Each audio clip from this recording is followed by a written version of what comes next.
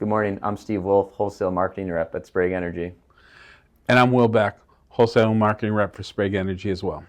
Welcome to Sprague's Refined Products Review, where we share what's moving the market and the insights we see every day. Well, Will, it's good to have you back in the chair. Glad to be back here in the new studio. How's the golf game, Steve? It's getting there, trending down, kind of like the market here. We'll see if we can get trending back upward. But anything that you've been watching particularly closely this past week? Well, this week I saw the Exxon CEO talking about the market, and we know that commercial and strategic stocks have been depleted over the last couple of months for a number of different reasons that we focused on. He was just pointing out that the situation definitely remains somewhat fragile and uncertain. Right, you mentioned the stocks continue to dwindle. The EIA's weekly petroleum status report, U.S. commercial crude inventories fell by 7.2 million barrels in the week ending July 24th, again putting us at about 7% below the 5-year average where we sit today. And again, gasoline inventories continued to dwindle down to about 6% below the yearly average.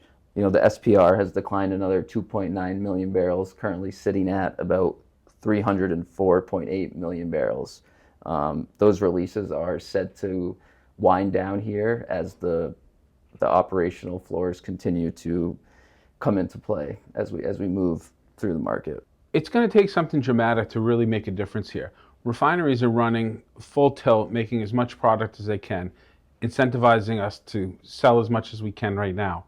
So it's really going to take more crude into the market or demand destruction. One of those two things are going to need to start to happen to really see stockpiles start to regain. And right, just this morning, here on Tuesday morning, U.S. Treasury Secretary Bessent did say that there's a chance we may have a deal today or tomorrow to open the strait, which has the market trending downward. And the focus certainly has been on the strait a lot in the last 3, 4, 5 months, whenever this thing kicked off. We've talked a little bit about Ukraine on past episodes, but Ukraine is coming back into focus a little bit more. With the recent drone campaign, they've knocked out about 42% of Russian refining, to the point where the Russian Federation has stopped exports. There's no diesel exports leaving the country. They're keeping it for themselves in the war machine. So Europe's not getting resupplied by them where they have in the past. We'll see what happens with all of that, but that is certainly putting a strain on the global system as well. Right, and as the flat price continues to trend downward on these headlines, what are the customer conversations like that you've been having out in the market?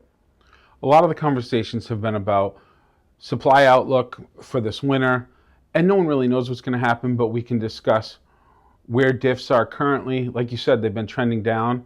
With the backwardation, they do look somewhat attractive right now. Layering in purchases using real-time bids or real-time alerts is a great strategy. It can't be overstated, Steve, to just stay in touch with your rep.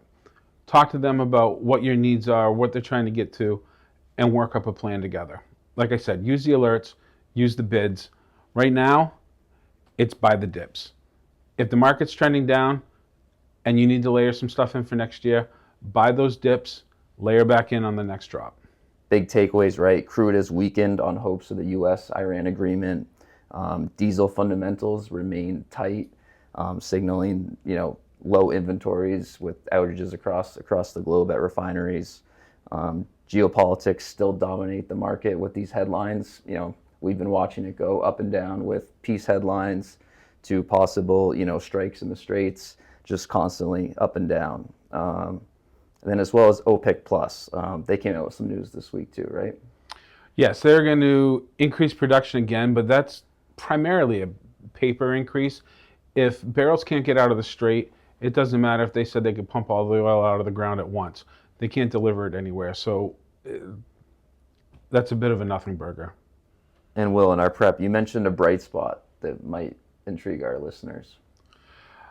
I've been reading that there might be a hope on the horizon. The U.S. administration is currently talking to some private investors about restarting some idled refineries in the U.S. So if we can get crude to those refineries, we could add the refining capacity. These are initial conversations. Timelines haven't been determined yet, but there is a glimmer of hope there. So we can keep our fingers crossed. I know it's not much of a supply strategy, but it would be good to see more product. Well, let's hope that happens. Well, that's all we have for you this week. And if you haven't seen it yet, check out our latest special feature, an overview of Sprague's forward contract programs, available now on our YouTube channel. And be sure to mark your calendars for our next special feature, a tour of our East Providence Terminal, releasing Friday, August 7th. Thanks for joining us this morning, and we'll be back next Wednesday with another refined products review. Refine your insight. Fuel your success.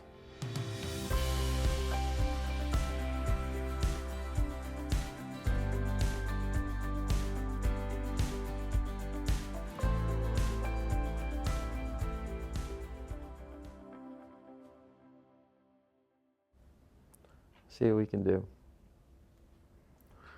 My grandfather drives faster than that. Shoot, chug it. Oh, I got run over by something. You stepped on that. Oh, never mind. Yeah. We'll see if She it better gets not to us step on this that time. cord again.